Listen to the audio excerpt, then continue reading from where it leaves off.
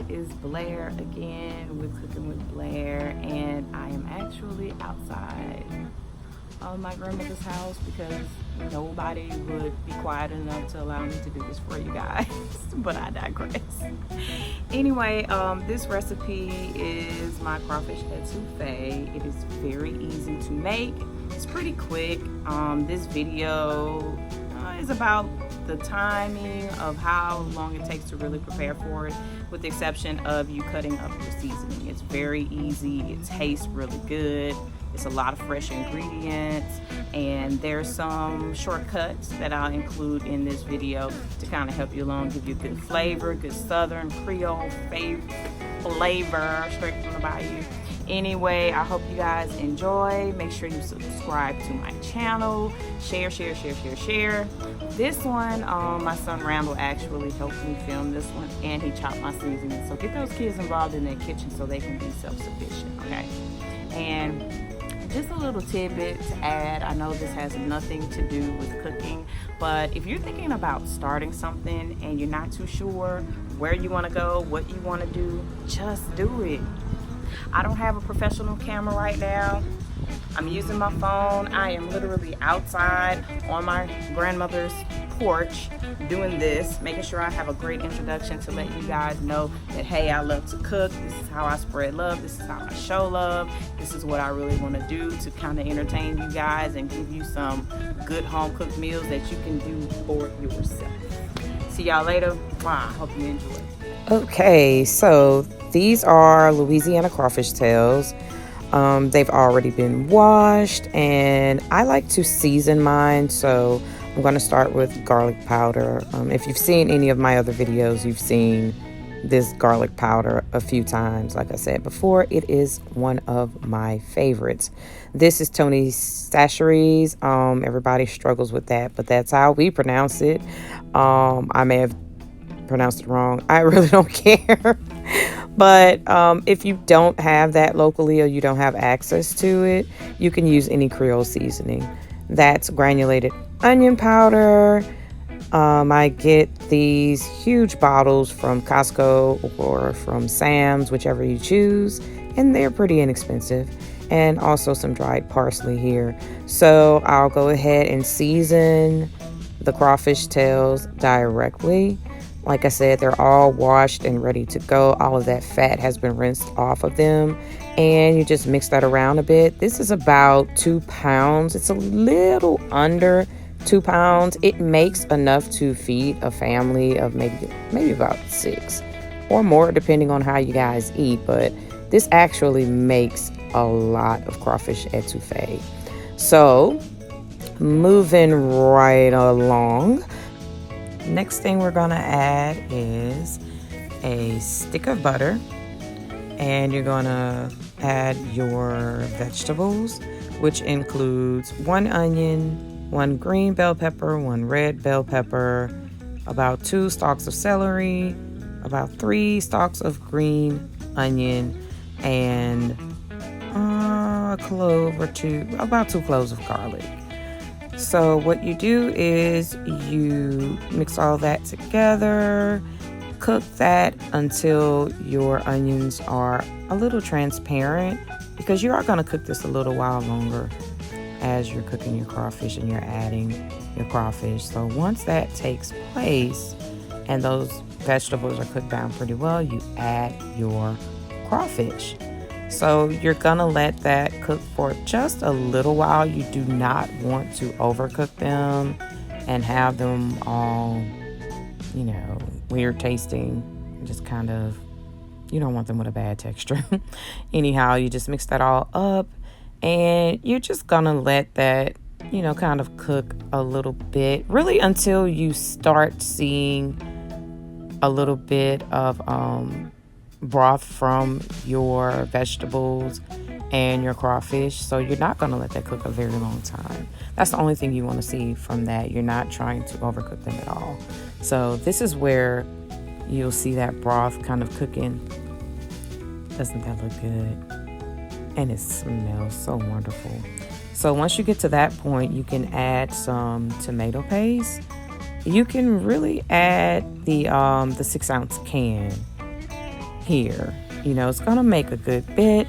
It's gonna make that sauce, you know, thick enough for you.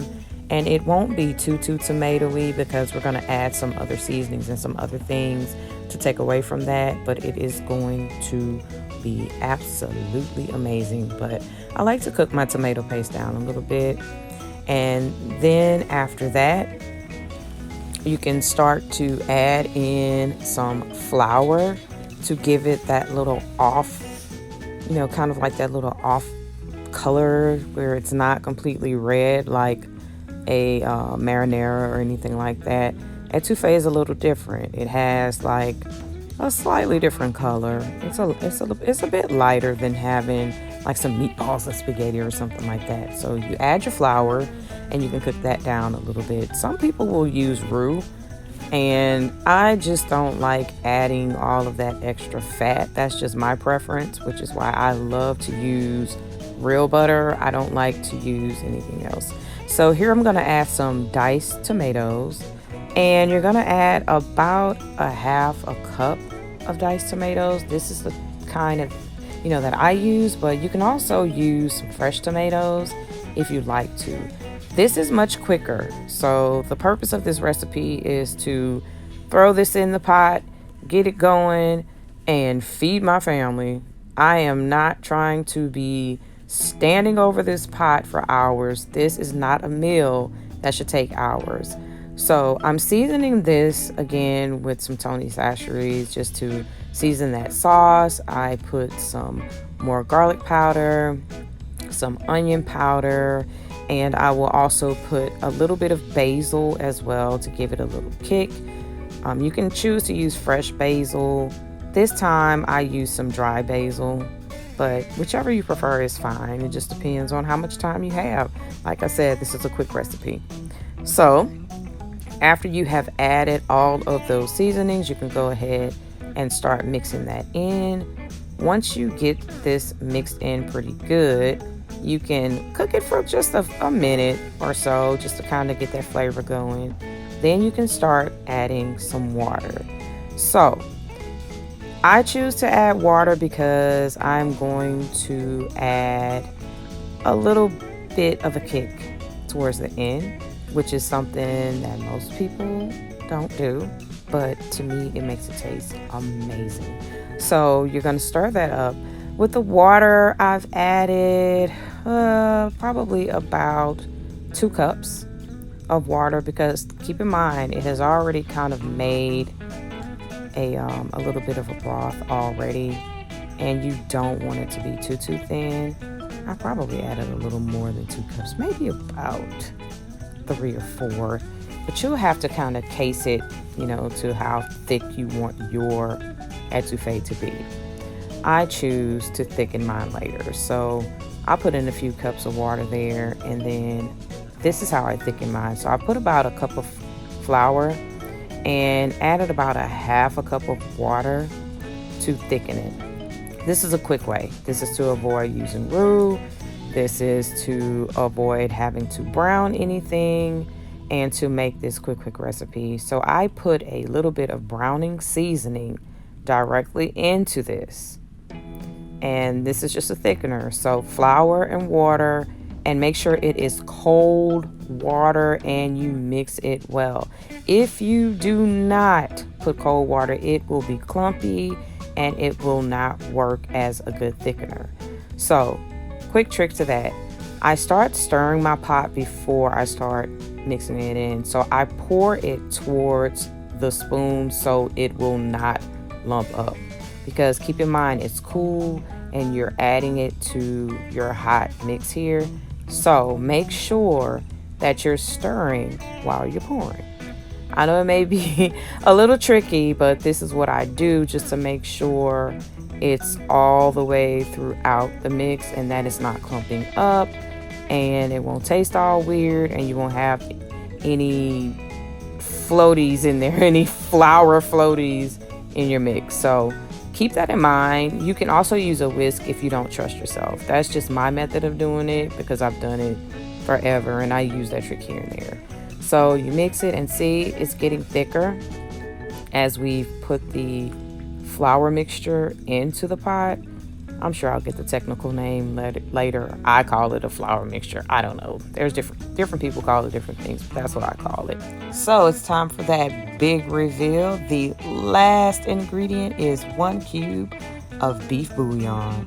So go ahead and stir that around in that pot.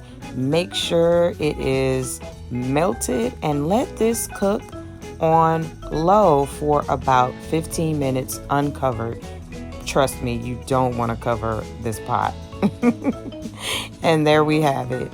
Crawfish Etouffee straight from Blair's kitchen. Thank you for tuning in. I hope you enjoyed and hope you would give it a try. So be sure to go ahead and click subscribe and hit that notification bell so you can see my next video. Thank you. Goodbye.